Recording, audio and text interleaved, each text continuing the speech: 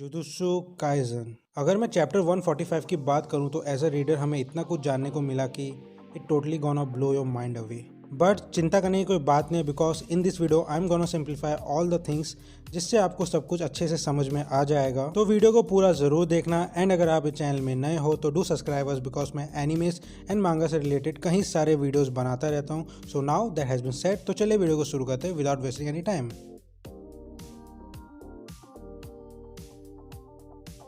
So finally Yuji, Fushiguro and बाकी सब लोग मास्टर टेंगन से मिलते हैं in tombs of the star corridor में। और इस बात पे कोई डाउट नहीं है कि मास्टर टेंगन थोड़ा वियर्ड दिखता है। शुरू के पेजेस में यूजी और बाकी सब लोग मास्टर टेंगन से कई सारे इंपॉर्टेंट बातें करते हैं। And during that whole conversation हमें एज अ रीडर बहुत इंपॉर्टेंट चीजें जानने को मिलती है। हमें ये जानने को मिलता है कि जो बंदा सुगोरो गेतो के अंदर है उसका नाम केंजाकू है। और साथ ही हमें ये भी जानने को मिलता है why master Tengen looks so weird. Master Tengen से हमें ये पता चलता है कि he is immortal but he can't stop the ageing process, जिसकी वजह से वो इतने वियर्ड दिखते हैं। इसके बाद हमें ये भी पता चलता है कि why Yuji, Fushiguro and others come to meet Master Tengen. So basically they all want to know Kenjaku's objective and how to open prison realm.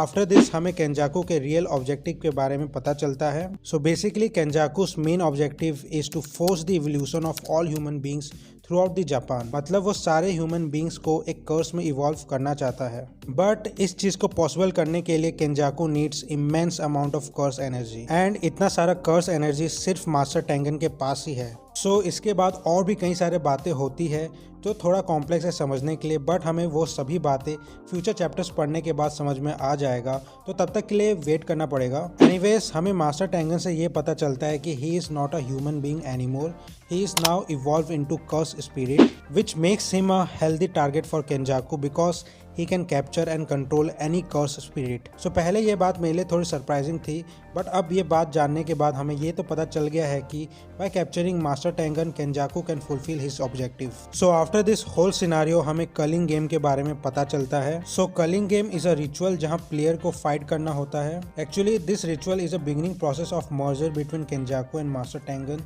जिसमें ना चाहते हुए भी यूजी, फुशिगोरो और बाकी सब लोग एक हिस्सा बन गए हैं इस गेम का।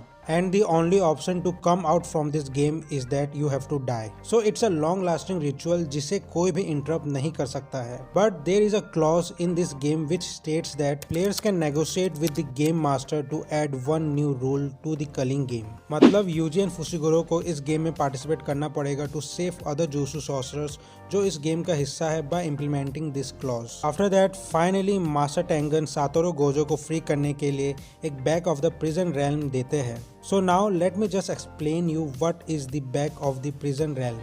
Back of the prison realm is the back gate of prison realm, जिसे तोड़ के खोला जा सकता है with the help of inverted spear of heaven and black rope. But unfortunately इन दोनों ही कर्स टेक्निक टूल्स को गोजो ने डिस्ट्रॉय कर दिया था in the past, and because of that there is only one person जो अब बैक गेट को खोल सकता है, जिसका नाम है Hana Kurusu. So Hana Kurusu can nullify curse energy technique, जिसकी वजह से सिर्फ वही बैक गेट प्रिज्म रेल्म को खोल सकती है। एंड यहीं पर ही चैप्टर 145 जुजुत्सु काइजन खत्म होता है।